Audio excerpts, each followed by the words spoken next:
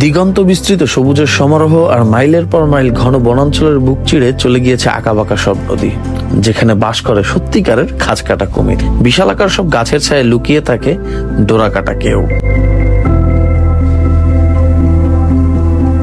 হঠাৎ নিস্তব্ধতা ভেঙে খান খান হয় পাখির ডাকে। ছোট ছোট পায়ে সতর্ক দৃষ্টিতে নদীর কিনারায় হাজির হয় হরিণের পাল। বলছিলাম সুন্দরবনের কথা।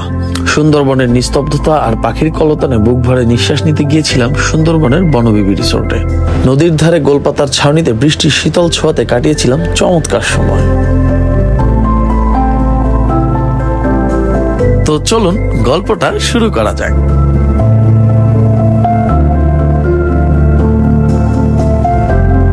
অনেকদিন পর দুই বন্ধুর টাইমিং মিলল।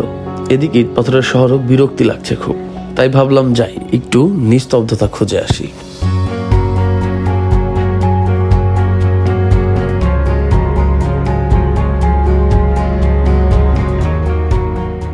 আমাদের এবারের গন্তব্য সুন্দরবনের ঢ্যাংমারি অংশের বনবিবি ফরেস্ট রিসোর্ট।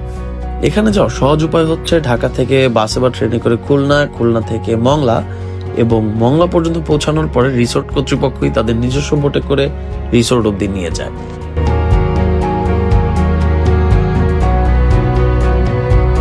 এছাড়াও আপনি যদি চান সরাসরি মংলা চলে যেতে, সেক্ষেত্রে ঢাকার সায়দাবাদ থেকে বেশ কিছু বাস আছে যারা সরাসরি মংলা চলে যায়। লম্বা সময় পর দুজন একসাথে যেতেছি, আর যেহেতু কুফা লগে আছে তাই বাস নষ্ট হয়ে গেছে। এতক্ষণে থাকার কথা ছিল খুলনায়, আর সেই এখনো আমরা গোপালগঞ্জের আশেপাশে দাঁড়ায় আছি। অলরেডি মনে হয় 6টার কাছাকাছি বাজে, বাস নষ্ট হয়ে গেছে। আর এই হচ্ছে আর এক কুফা, জাহিদ ভাই। তো তিনজন যাইতেছি খুলনাতে। ঢাকার জ্যাম ট্যাম হইচ আর ভাল লাগে না, ওইখানে গিয়ে একটু আরাম করতে হবে। আমাদের বাস নষ্ট হয়ে যাওয়ার কারণে এনা আরেকটি এসি বাস পাঠায় দেয় আমাদেরকে নিয়ে যাওয়ার জন্য।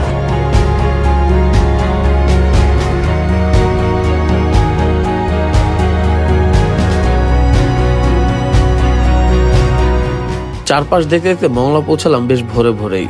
মংলা ফেরিঘাটে আমাদের জন্য রিসোর্টের বোট অপেক্ষা করছিল।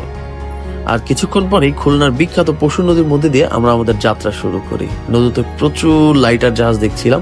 এছাড়াও মংলা পোর্টে আসা কিছু কন্টেইনারবাহী জাহাজও দেখলাম।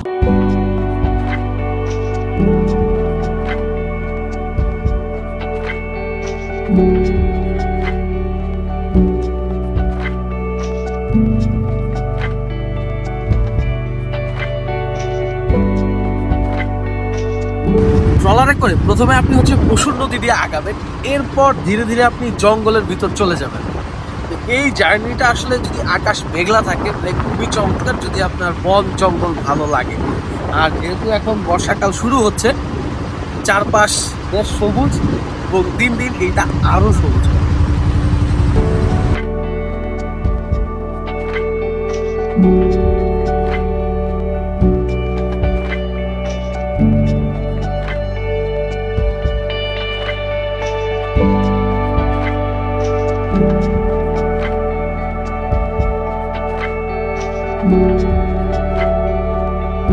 আপনি যখন ঢাকা থেকে লম্বা একটা পথ অতিক্রম করে রিসোর্ট অবধি পৌঁছাবেন, চমৎকার এক গ্লাস লেবুর শরবত দিয়ে হচ্ছে আপনার ওনারা আপ্যায়ন করবে। আর এই গরমের মধ্যে এত দূর থেকে এসে যখন ঠান্ডা এক গ্লাস শরবত পাওয়া যায়, ভাই এই অনুভূতি আসলে বলার মতো না, গলাটা ভিজায় নেই।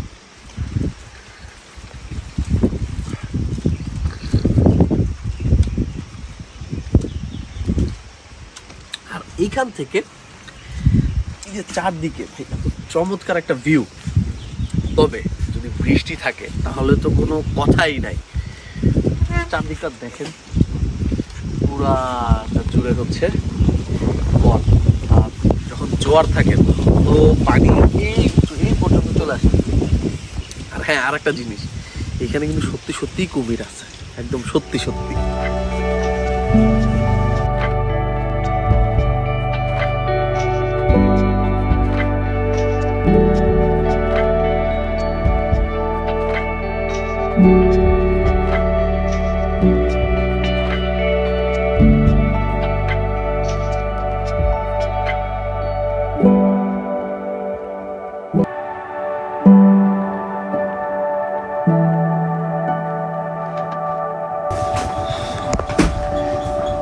এই রুমটা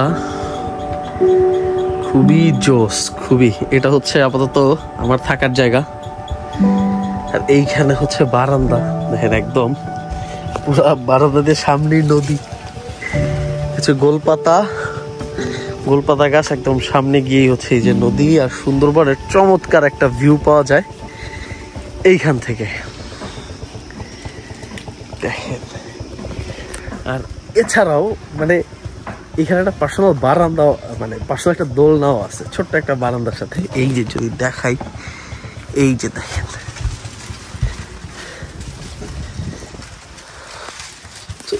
সব মিলায় যদি বলি ভাই, রুম খুবই ভালো লাগছে, খুবই।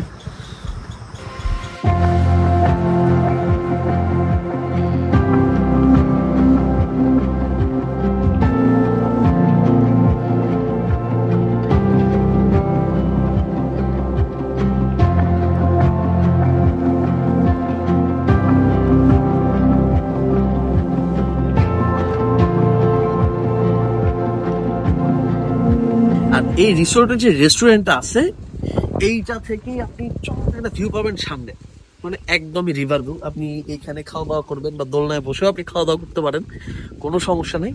আর ঠিক এই দিকটাতে আপনি দুইটা, মানে একটা খাল ভিতরে চলে গেছে, আর ডান দিকে তো একটা নদী চলেই গেছে। চমৎকার একটা ভিউ পাবেন এই সাইডে।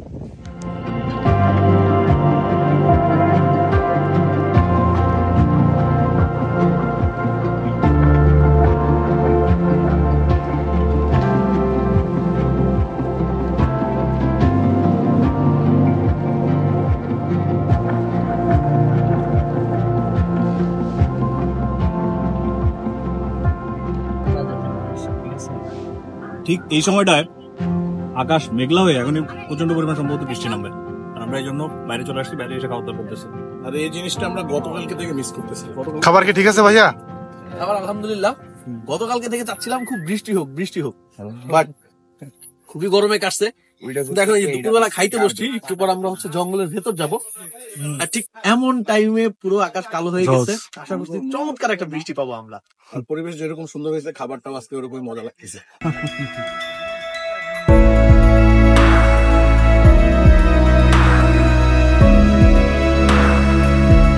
পৃথিবীতে যতগুলো খুব সুন্দর জিনিস আছে তার মধ্যে ঝুম বৃষ্টি একটা। যখন এই ঝুম বৃষ্টি পাই, আমি ভেজার সুযোগটা একদমই মিস করি না। আর সুন্দরবনে এসে খুব করে চাচ্ছিলাম যেন বৃষ্টি হয়, খুব ইচ্ছে ছিল সুন্দরবনে ঝুম বৃষ্টিতে ভিজবো।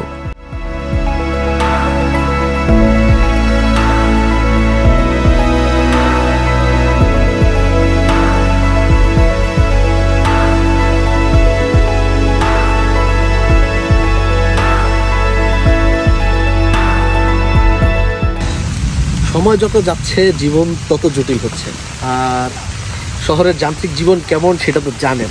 আর এজন্যই ঢাকায় মানে খুব বিরক্ত লাগছে, তাই ভাবলাম যে যাই একটু নিরিবিলি কোথাও ঘুরে আসি। তো সুন্দরবন যাওয়া হয় না অনেক দিন, আর ভাই ব্রাদারদেরও সুন্দরবন অনেকগুলো রিসোর্ট হয়েছে, তাই ভাবলাম যাই সুন্দরবনের একদম নিরিবিলি একটা জায়গায়, নদীর পাড়ে রিসোর্ট আছে, সেখানে যাই। আর সুন্দরবনে আসার পরে ভাই যেই বৃষ্টিটা শুরু হয়েছে, এইটা বলার মতো না। খুব গরমে খুব পেইন দিচ্ছিল। আর আমি যেইখানটায় আছি পেছনে হচ্ছে আমার রুম, আর রুম থেকে বেরোলেই এই ভিউ, এই ভিউতে যখন বসবেন আপনার মন এমনিতেই ভালো হয়ে যায়। আর যদি বৃষ্টি হয় তার কথাই নেই, এমনকি রাতের বেলা এইখানে বসে ভাই তারা গোনা যায়, এত চমৎকার ওয়েদার এখানে। তো যাদের মনে করেন সুন্দরবনে আসার ইচ্ছা আছে, তারা নিঃসংকোচে চলে আসতে পারেন বনবিবি রিসোর্টে।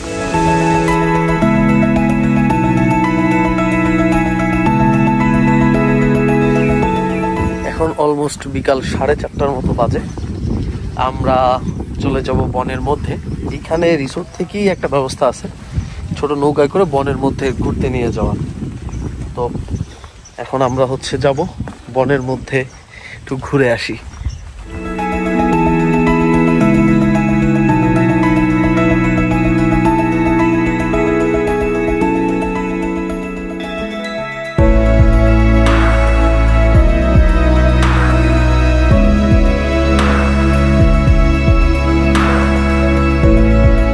নদীতে কুমির, ডাঙায় বাঘ, এমন সিচুয়েশনে ডিঙ্গি নৌকা ভ্রমণ কতটা রোমাঞ্চকর হতে পারে তা নিশ্চয়ই আন্দাজ করতে পারছেন। ঠিক এরকমই একটা বোট রাইডের ব্যবস্থা আছে বনবিবি ফরেস্ট রিসোর্টে। প্রত্যেক গেস্টের জন্যই এই রাইডের ব্যবস্থা থাকে। আপনারা চাইলে সকালে কিংবা বিকেলে বোট নিয়ে বের হতে পারবেন।